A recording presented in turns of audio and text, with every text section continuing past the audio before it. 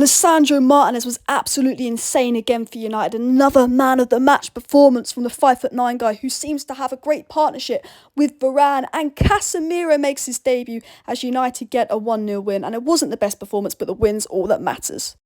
Manchester United 1, Southampton 0. A pretty meh game, but the 3 points. Woo! We got the win, baby. We'll start with the positives and then we'll get into the negatives, because I've got a name. Lisandro Martinez. Yes, the 5'9" guy that can't make it in the Premier. He's 5'9". Another man of the match performance. This guy was a beast, but not only Martinez was good, Deloitte was very, very good as well. And the whole back four was good. That is our back four. That is our best back four. That is the back four we've got to keep with. Very, very impressive. And I'm going to start with the positives. I'm going to talk about the boy Lisandro Martinez. But before I get into how good Lisandro Martinez is and his stats, I've got all the stats up. I want to say this. It's 3 points. That's the most important thing at the end of the day. Was it a pretty brilliant performance? No. Was it a bit ugly at times? Yes. Was it convincing? No. But it's the 3 points, and I said this in my watch-along. The 3 points versus Liverpool gave us a confidence boost, a morale boost of, some belief. We can do this. We can beat big sides. 3 points again today. You build momentum off that. You build consistency. And all the best teams, they play bad and they win still. And, we played well versus Liverpool, we won. We played bad today and we won. If we go and beat Leicester, and if we can go into Arsenal when you can really build up some momentum. Yes, you lost 2 games in a row, but now you've won 2 games in a row.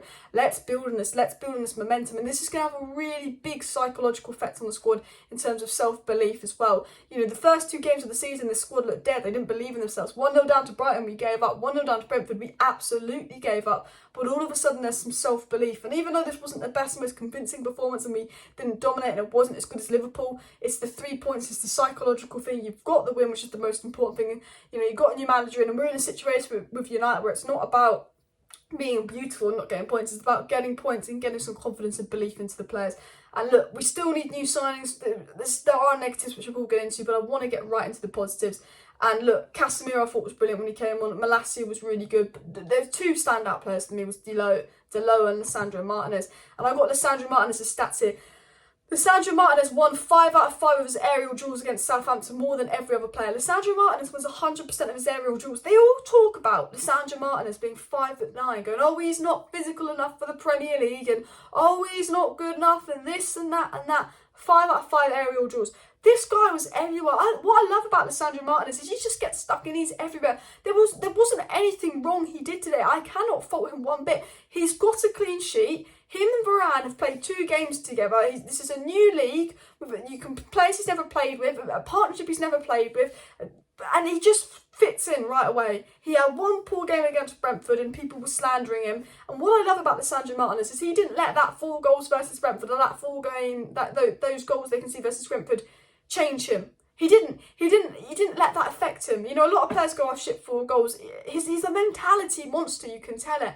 And, we all know Ten Hag's a mentality monster. And, there's a clear reason why Ten Hag really wanted Martinez, because he knows him inside out. He knows the mentality monster. He didn't go, we lost 4-0 to Brentford and lose his self-belief. He came out fighting versus Mo Salah. And today it's a completely new kind of challenge. Before the game, they're going, I'd be targeting Martinez. That's what they should be doing. And he absolutely, won again today. He was absolutely brilliant. He absolutely succeeded in the challenge today.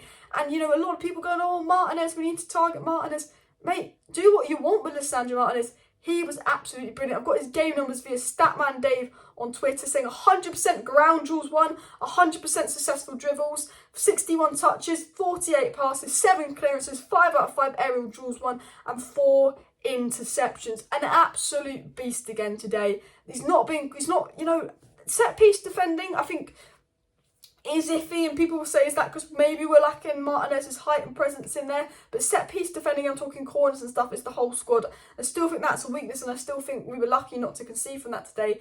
But I am so happy with that defence. I think VARANE on the ball, he's not as good as Martinez on the ball, and I think when you have VARANE and McTominay in the same side, when they're not the great on the ball, we couldn't progress the ball very well. But then again, the attackers weren't making themselves particularly available.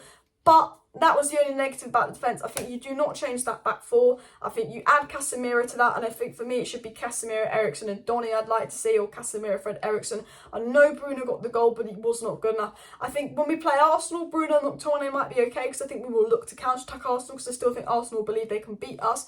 But I think if we're going to play possession football and we're going to go into a game where we expect to dominate possession, I do think that we lacked on the ball. I do think that, you know, McTominay did not have many touches. He wasn't very involved. And what I mean is, McTominay made 22 accurate passes, whereas James Ward-Prowse made 40 accurate passes, and NEVILLE, the other midfielder for them, made 36 accurate passes. Southampton still making a lot more accurate passes than Manchester United players, and we do need to definitely improve on the ball. I thought Eriksen was good. I know he came off in like the 60th, 70th minute, but Eriksen made 35 accurate passes, and Eriksen wasn't on as long as Scott McTominay, and he made a lot more passes there. Scott McTominay played the full 90 minutes. You know, James Ward-Prowse and the Southampton midfielder playing a lot more accurate passes than McTominay. He was a ghost again.